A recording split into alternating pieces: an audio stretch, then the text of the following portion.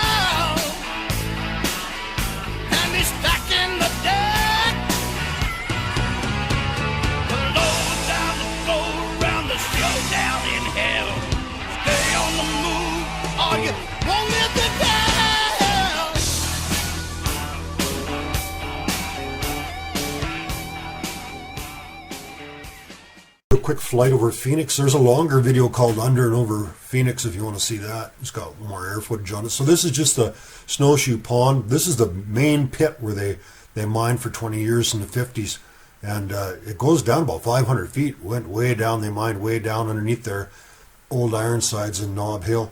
So there's all the holes you can kind of see. It's just like Swiss cheese. You fly over it, just holes and tunnels in the hole. That's all in the back side of the pit. It's just crazy when you fly over it. You see it, like I say, it looks like Swiss cheese. There's just holes and tunnels, about 7 different levels. Just crazy under there. Actually, kind of looks better to film if you're coming up without the 245F. Nice job. Not sure where we are, but we know where we're going. Here comes Kevin trucking up the stope. We're down trucking up the ore pass. Just one of them stopes you see every day under here. Oh, Max, come here. Well, it's not very far to jump down anyways. It's only about 3 feet or something from the end. If everybody will step on one of them big frickin', maybe I'll move them out of the way for you. There's big spikes in those, I see them. see them looking.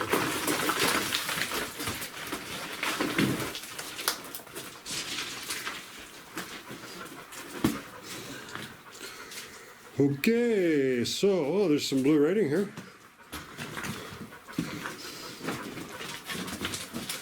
Done, it says. Not sure what that means. And it says SS Easy. 13 this way. Well, we should have taken the easy way instead of that way.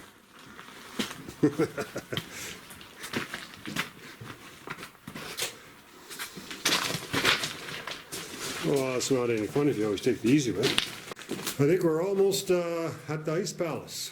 Really? Yep. Oh yeah, this is where the bats were. Almost at the Ice Palace.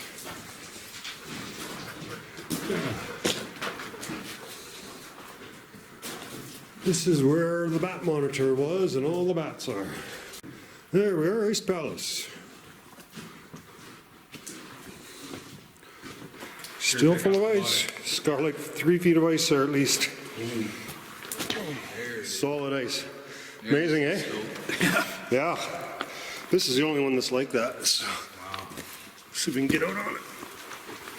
I don't think you have to worry about falling through here. I mean, there's a lot of ice there. Eh? Looks like she's pretty sick.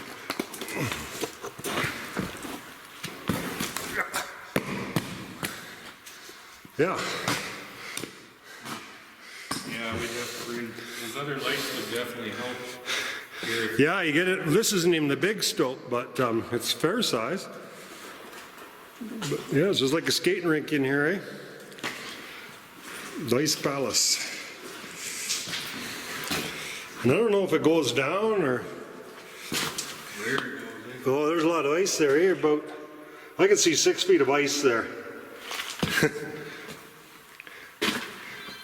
It looks like it's gone down some, but you know what? I think that's why there's so much ice in here. This is just like a big friggin' deep freeze. And it's just keeping this really cold. Oh, it goes way down. Oh, cool. They had to pump her out the morning and then. It goes into a deeper level, and there's a freaking ladder down there. No way. Son of a bitch. Look. I don't know if we should hang too far over there, but you know, a guy can get down here by. It's not very. A guy can just walk along that edge and get down there. That was never like that, eh? You can Oh never boy, see that'd be cool, eh? Do we need a rope to get in there? How can we do that? I think a guy can just walk right along this freaking edge. Well, it's a little skinny here, but all they have to do is get past this part right here, and that's not very far down. Yeah, it's not. If I didn't have my pack, I'm sure I'd get down there. Literally my pack here. It's pretty solid. Oh, this is cool. Okay. Yeah, this isn't hard to get down. I'll come down. And there's no way you can get trapped down here. Look at the freaking ice, eh? There's like 15 feet of ice here at least. And it might go into a round area. And there's a ladder here. Oh wow. It's just that the energy from the rock has melted the ice further back a little bit.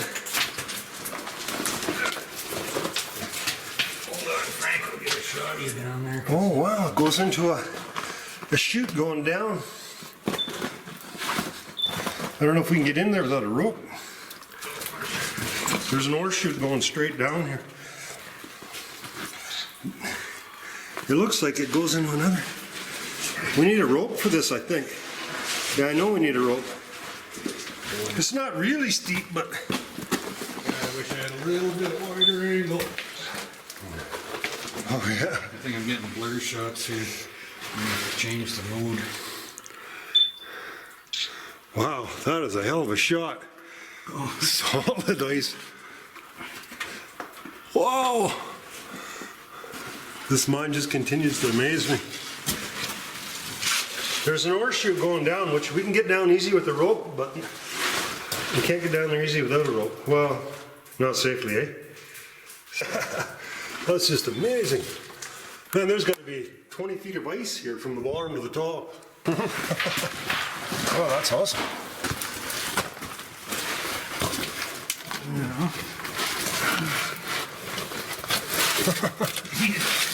Maybe a little easier coming down.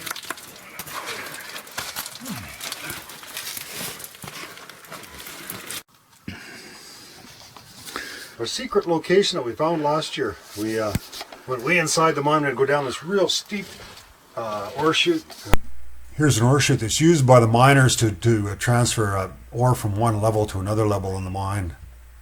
Went all the way down to the bottom. Found a big railway in here. No, it had been in here forever. And we're coming along also. We found frost on the walls. And I thought, oh, we must be close to the outside. And I looked up and I seen a little speck of light. We dug all this out and we found this entrance. So now we don't have to go down this real steep ore chute. This is a lot easier. And go down there and we'll show you what's down there. You can get back up a bit.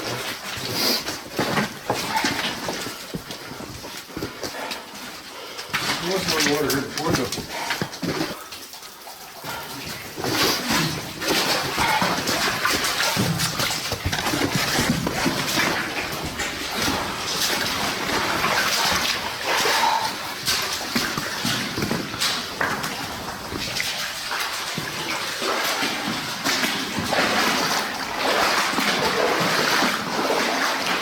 Oh yeah, cool.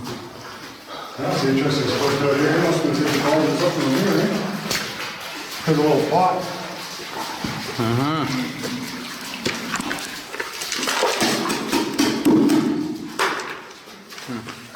Wonder what the Core samples in here. See all these core sample boxes.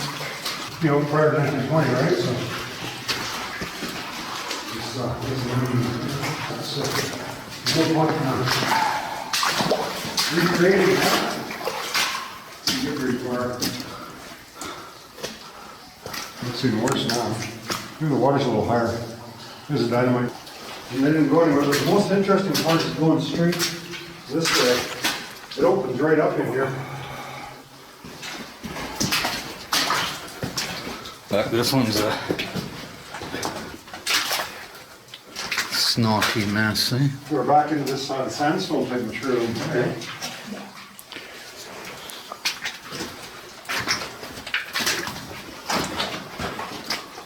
This goes in quite a long ways, but it's tricky.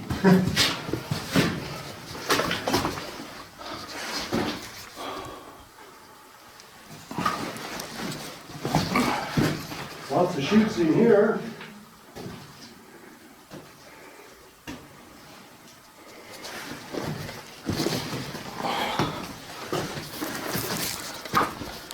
Pretty good ore deposit in here with all these.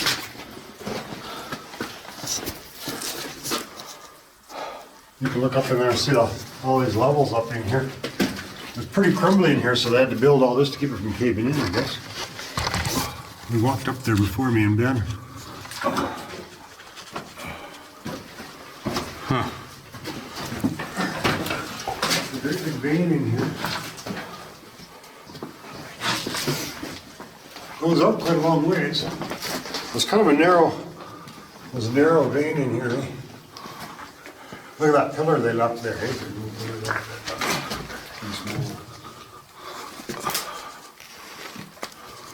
All this was just built to keep this from. This is actually open. So you Unusual to tunnel with an open slope, eh? So you can funnel it. So they had the. Yeah. Just number of the slope, I guess. Ore chute.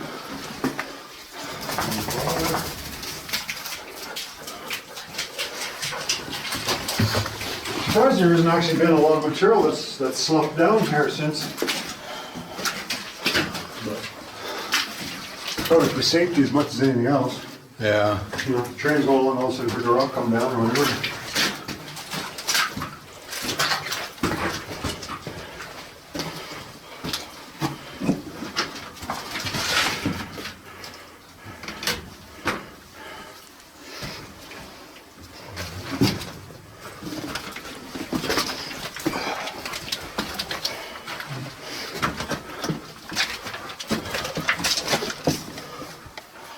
Max can make it up here, can you? Come on.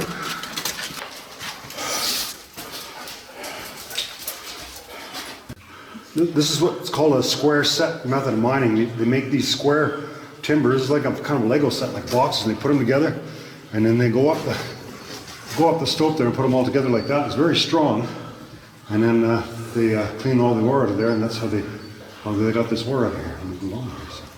And it's quite an expensive way of mining. Now they use more of the room and pillar method or open stope. They don't use that much anymore. It was a very early method of mining, but quite expensive because you need a lot of timbering, and so that's one of the very few remaining square sets that I've ever seen. Okay, well,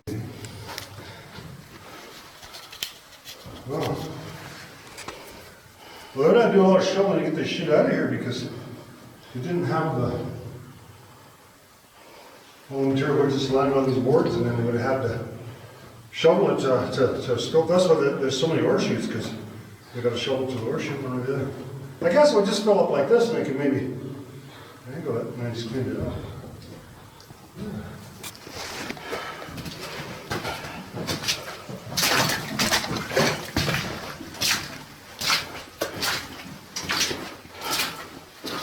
The high road.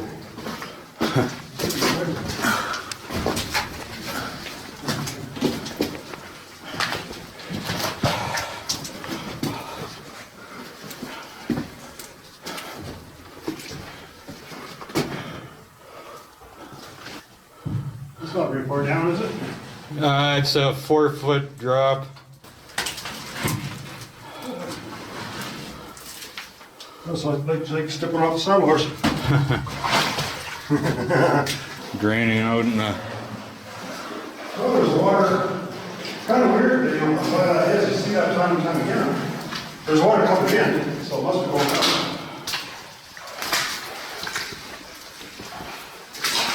The water's not getting any higher. The pressure must just equalize itself or something. More interesting way to go. I haven't went that far.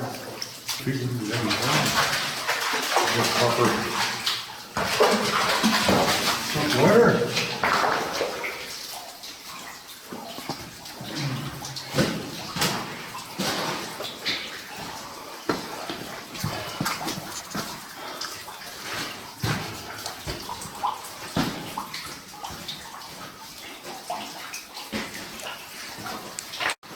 There's some old miners. I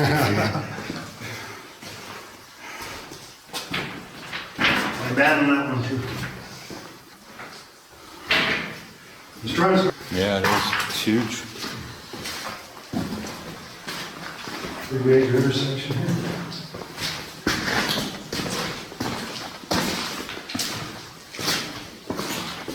There's a winds that goes down. If you follow it down, it goes right to the water. Oh yeah. You know, goes right down to the lake level, into the water. Well, this is where the ore would have went out of this mine.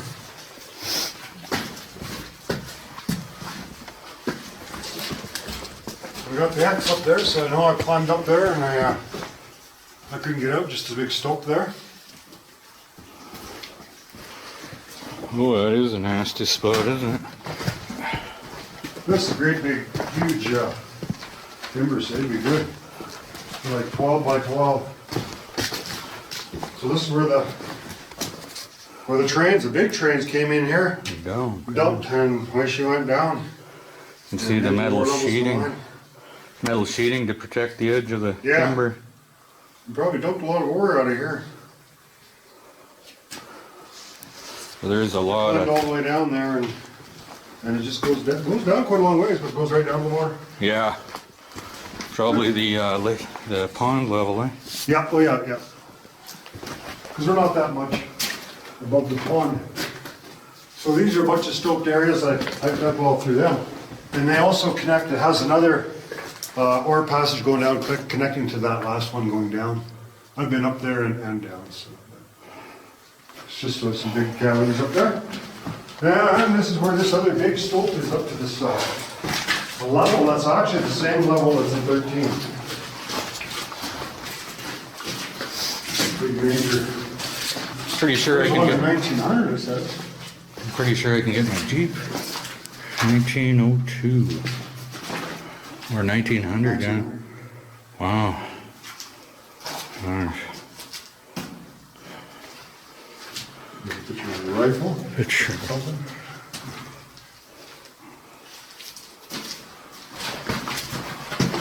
A lot more now. Well, we're going to back with you quickly, Jim. Just a little short, pretty short stoked area here. I don't see an X there, but I'm pretty sure. It looks like you went up there. You got some. Spread it up there, yeah. Almost to the end here. Connects up to red line. Oh yeah. 1940. Holy shit, eh? 1964, 1940, 39, 35. That was pretty good. This is one that says 1995, 1930. Maybe it's 1935. I would think that. That's one that's on my video. Oh, okay. RT Collect. Somebody did some research on. When you get closer, I can give you my hand here. Probably don't want to be Touching that. any more of this loose stuff under the big one, but Oh, thanks for the hand out there. here's our beautiful pond that we're going to stock with trout, eh, Kevin? I think Griffin. Then we just got to bring our fishing rod and a couple brewskis, and we'll come to Lake Phoenix. I think that would have been a shortcut. You could have come this way to get out. But we went around a little. That's cave here. Okay. So all these areas you see going down the slopes, that's where all the ore went down to the lower levels. So all this ore went down to the 13 or the third portal. So some of these are plugged and some of them are not. So if you follow these down, you can get to the railways. But look at that one up there. So you gotta be careful where you go, because you start down a tunnel and you think, oh, it's not that steep. You're not going to survive that drop. I don't think. You're not going to enjoy it for sure. And there's how you get down the railway. Down to 13. Steep, it's pretty easy to get up. Hey everyone, so we're heading up to Phoenix today. So this is one of the last remaining parts of Phoenix, the last remaining buildings or anything structure standing. This is the cenotaph. Yeah, it was constructed by the citizens of Phoenix after the town was abandoned in 1920. They actually sold the ice rink to pay for this. So we're going to take a walk down, and we're going to look at some of the remnants and the foundations of what's left of the mill and stuff.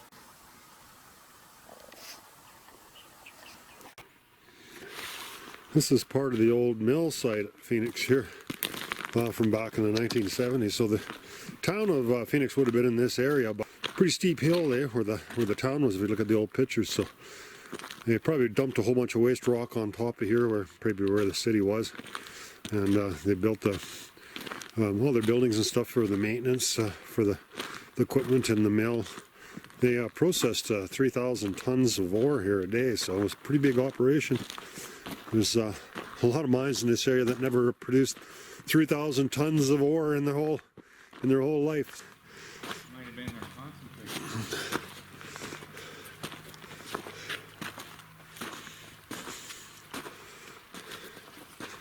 Well, it's been 50 years since it was all tore apart. Found a hole to climb in and check out the bottom of the mill. This is what's left of the mill. Looks pretty scruffy on top there, but underneath here it looks pretty neat. And see all these different bins. Part of the milling process. Oh, there's a bunch of equipment and stuff in here. A big rat's nest.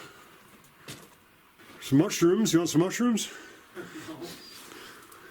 Well, because the rat was kind of Planning on eating them later, I guess. But Oh, did he collect some mushrooms? yeah, it's got a little stash of mushrooms. Maybe there's, Oh, it says Ritchie Brothers here. Lot 313. I guess nobody bought this when they had the auction, eh?